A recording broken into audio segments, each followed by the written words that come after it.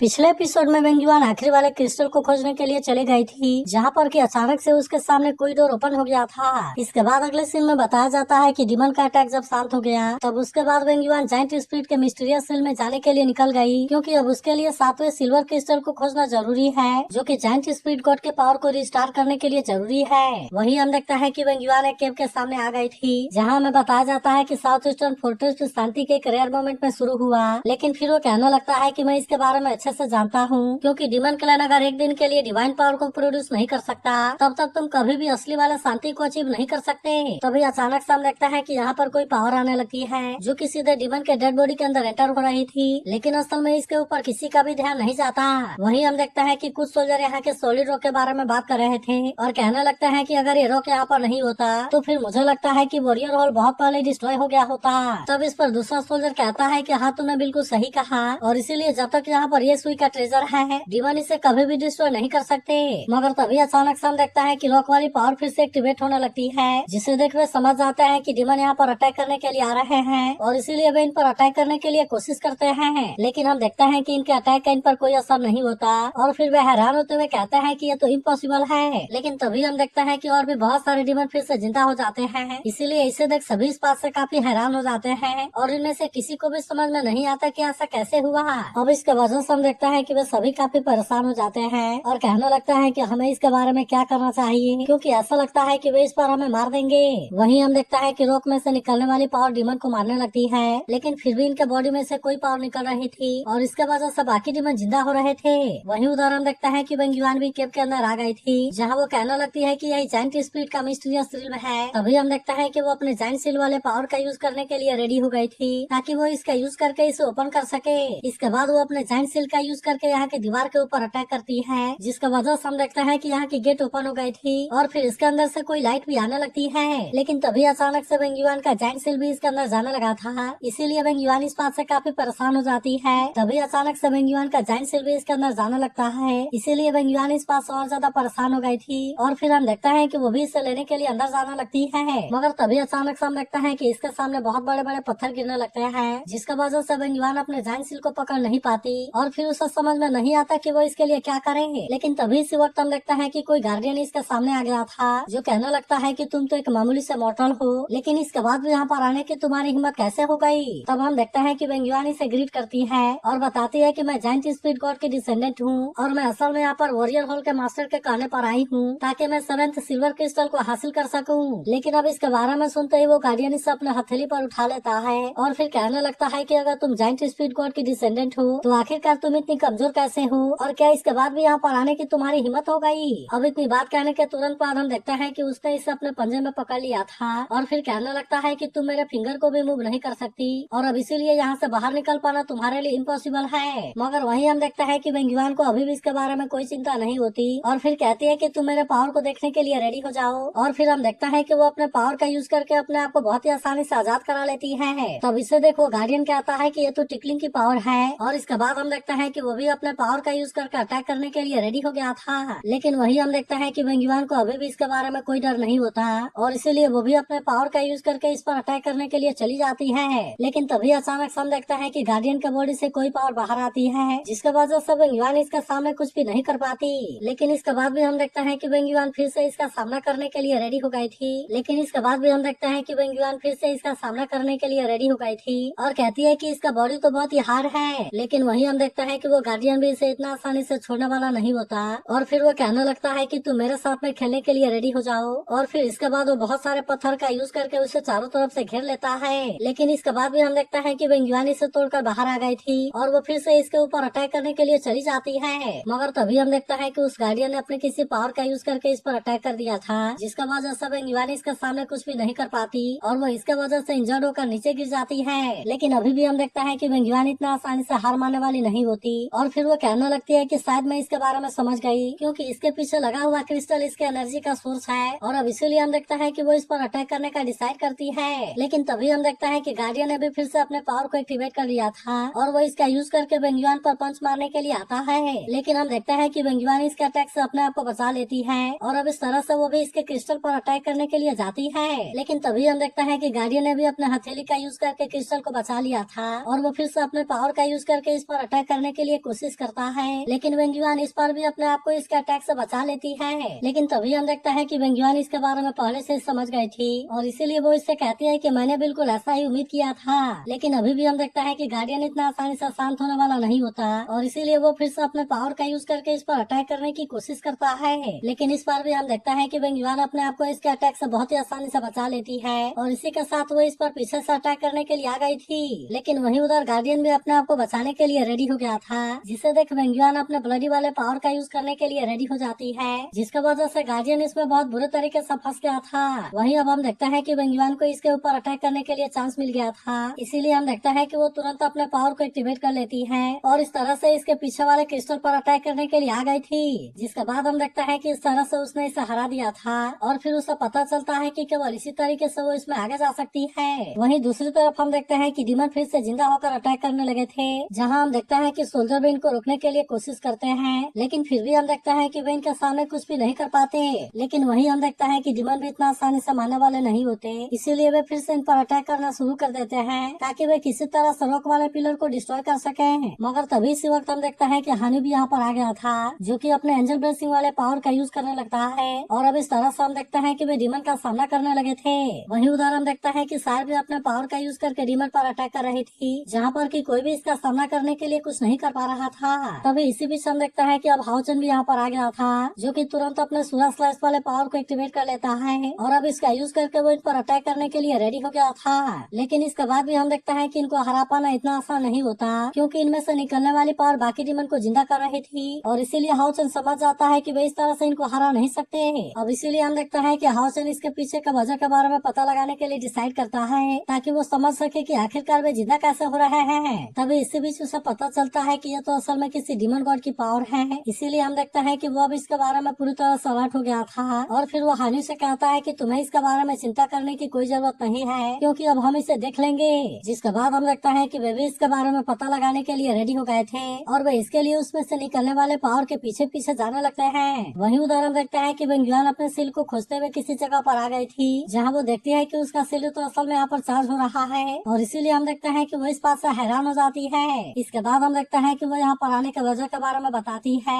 और फिर कहती है कि मैं यहाँ पर 7 सिल्वर क्रिस्टल को लेने के लिए आई हूँ। लेकिन तभी अचानक से हम देखता है कि यहाँ पर कोई पावर बाहर आने लगती है, जहाँ पर हम देखते हैं कि अचानक से कोई पावर एक्टिवेट होने लगती है। इसके अलावा एक पिलर भी इसके सामने आकर खड़ा हो गया था और यहाँ की पावर उसे कहती है कि तुम इसके ऊपर अपने ब्लड को सेक्रीफाइस करो। तब इसके बारे में सुनकर वेंगुआन भी इसके लिए रेडी हो जाती है, क्योंकि आखिरकार वो किसी भी तरह से क्रिस्टल को लेने के लिए यहाँ पर आई होती है, इसीलिए वो अपने पास वाले खंजर को भी निकाल लेती है और फिर हम देखते हैं कि वो अपने हाथ को काट कर इस पर ब्लड को डाल देती है। तब उसके ऐसा करते ही हम देखते हैं कि इसमें कोई पावर जनरेट होने लगती है, जिसे देखते ही वेंगुआन इस बात से काफी खुश हो गई थी, क्योंकि उसे ऐसा लग रहा था कि वो इस टेस्ट में पास हो गई और अब इस तरह से वो क्रिस्टल को यहाँ से हासिल कर लेगी। लेकिन फिर अचानक से हम देखते हैं कि वो पावर बंद हो जाती है, जिसे देख वेंगुआन इस बात से काफी परेशान हो जाती है और उसे बिल्कुल भी समझ में नहीं आता कि इसने काम क्यों नहीं किया। अब इसके वजह से हम देखता है कि वेंगुआन इस बात से काफी परेशान हो गई थी और फिर वो कहने लगती है कि आखिरकार यहाँ पर हो क्या रहा है। फिर वो कहने लगती है कि क्या मेरा जूलिंग माउंटेन ब्लड लाइन रिकॉग्नाइज नहीं हुआ।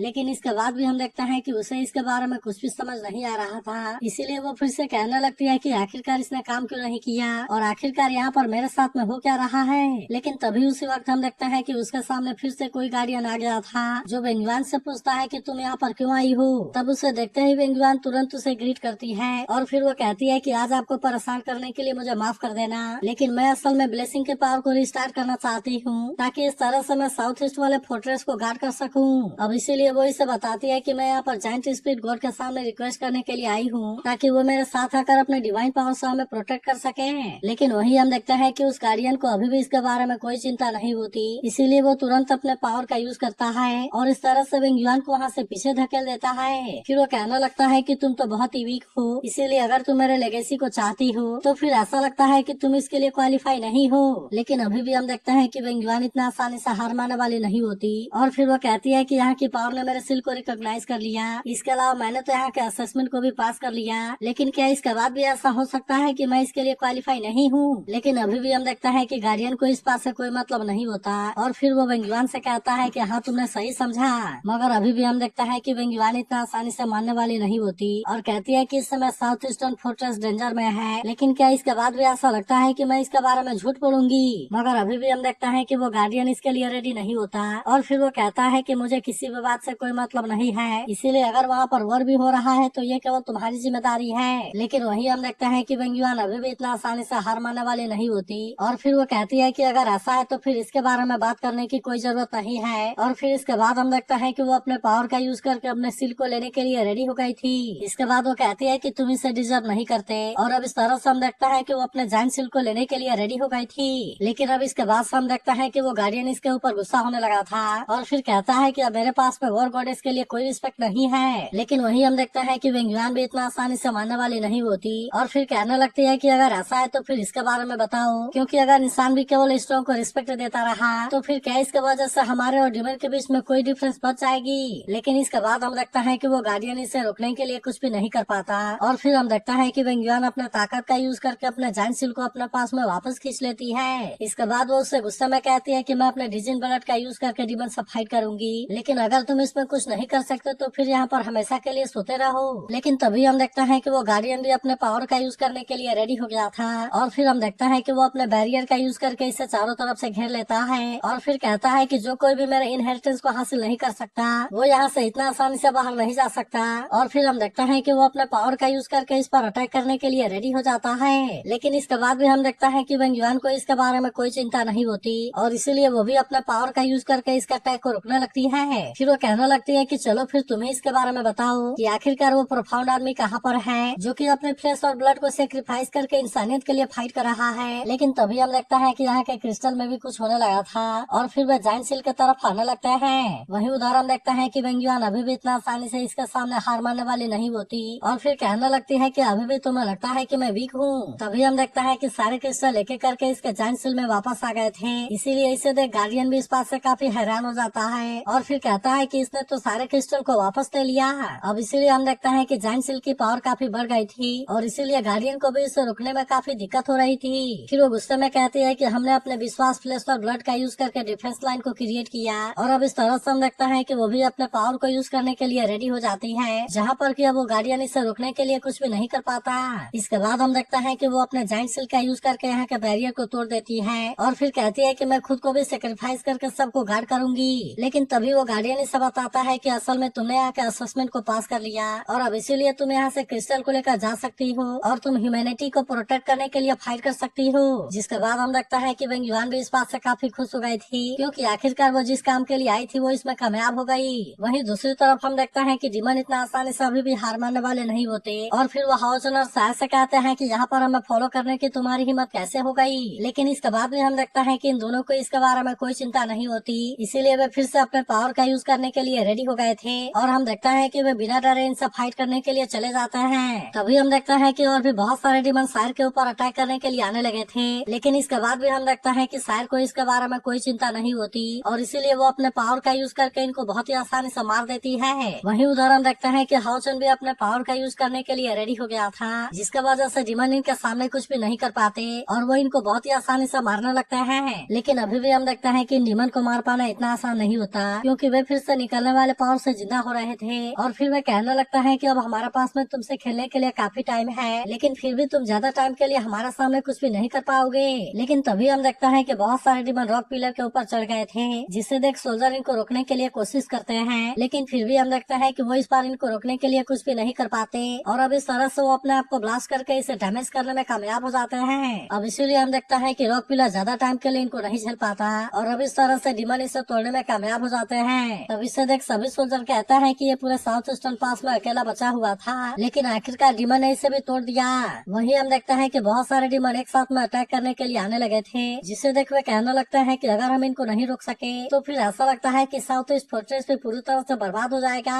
लेकिन वही हम देखता है कि हानियो अभी भी इतना आसानी से हार मानने वाला नहीं होता, इसीलिए उसने अपने पावर का यूज करके सामने कोई बैरियर क्रिएट कर दिया था था, जिसके वजह से डिमन अब इसके सामने कुछ भी नहीं कर पाते। वही उधर हम देखते हैं कि लिनसिन भी इस बात से काफी परेशान हो गया था और फिर वो कहता है कि लीडर आपको जल्दी इसके बारे में कुछ करना होगा। इसके अलावा हम देखते हैं कि वो भी अपने पावर का यूज करके डिमन के ऊपर अटैक करने लगा था और इस तरह से वो दोनों मिलकर डिमन को मारने लगते हैं। लेकिन फिर भी हम देखते हैं कि हान्यू का बैरियर ज्यादा टाइम के लिए इनके सामने कुछ नहीं कर पाता और इसीलिए वे इसे तोड़ने में कामयाब हो जाते हैं। वहीं उधर हम देखते हैं कि डिमन का लीडर हाओचन के सामने आ गया था और वो अपने पावर का यूज करके हाओचन पर अटैक करने के लिए कोशिश करता है। लेकिन अभी भी हम देखते हैं कि हाओचन इतना आसानी से हार मानने वाला नहीं होता, जिसके बाद वो डिमन कहने लगता है कि अब तुम हमें रोकने के लिए कुछ भी नहीं कर सकते, क्योंकि आखिरकार हमने यहाँ के रॉक पिलर को डिस्ट्रॉय कर दिया है। लेकिन तभी इसी वक्त हम देखते हैं कि वेंगुआन यहाँ पर वापस आ गई थी, जो कि अपने पावर का यूज करके डिमन को बहुत ही आसानी से मारने लगती है और अब इसीलिए कोई भी डिमन इसके सामने कुछ नहीं कर पाता।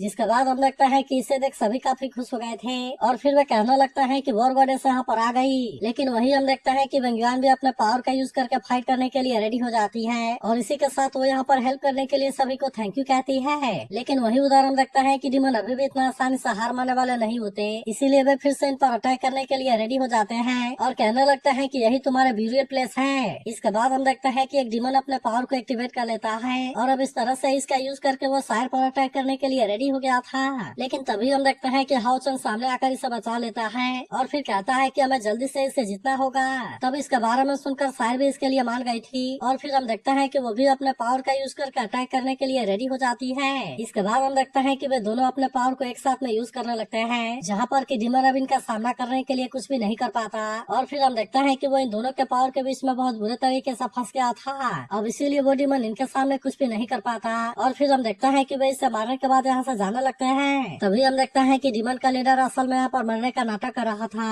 और फिर वो कहने लगता है कि आखिरकार मैं उनके हाथों से बच गया, मगर तभी हमें पता चलता है कि असल में हाओचन और शायर की चाल है और वे तुरंत इसके ऊपर पीछे से अटैक कर देते हैं। लेकिन इसके बाद हम देखता है कि हाओचन इसे कोई चांस नहीं देता और वो तुरंत अपने पावर का यूज करके इसके गर्दन को काट देता है। लेकिन वही उदाहरण देखता है कि वेंगुआन भी अपने जाइंट सील वाले पावर का यूज करने के लिए रेडी हो गई थी, जहाँ पर हम देखते हैं कि वो इसके डिवाइन पावर को एक्टिवेट कर लेती है और अब इस तरह से वो इसका यूज करके डिमन को मारने लगती है। तब इसे देखते ही सभी इस बात से काफी हैरान हो गए थे और फिर वो कहता है कि ये पावर तो सच में काफी पावरफुल है। वही उधर हम देखता है कि मास्टर च्यू भी इस बात से काफी खुश हो गए थे और फिर वो कहता है कि ये तो असल में जाइंट स्पिरिट गॉड की पावर है और सच में उसने ऐसा करके दिखा दिया। लेकिन तभी हम देखते हैं कि जाइंट स्पिरिट गॉड की पावर बाकी सोल्जर के अंदर भी जाने लगती है, जिसके वजह से इनकी पावर काफी बढ़ गई थी। इसीलिए वे सभी इस बात से काफी हैरान हो जाते हैं और कहने लगते हैं कि हमारी पावर तो अचानक से काफी बढ़ गई। अब इसीलिए हम देखते हैं कि वे डिमन इनके सामने कुछ भी नहीं कर पाते और ये सोल्जर इनको बहुत ही आसानी से मारने लगते हैं और फिर वे कहने लगते हैं कि क्या यही जाइंट स्पिरिट गॉड की पावर है। इसके बाद हम देखते हैं कि वो इसमें कोई देरी नहीं करते और फिर वे एक एक करके सारे डिमन को मार देते हैं। जिसके बाद हम देखते हैं कि डिमन भी अपनी जान बचाकर यहाँ से भागने के लिए मजबूर हो गए थे और इसीलिए सभी सोल्जर खुश होते हुए कहने लगते हैं कि हम इसमें जीत गए। तो अगर एक्सप्लेनेशन अच्छी लगी हो तो इस वीडियो को लाइक और इस पर एक कमेंट जरूर कर देना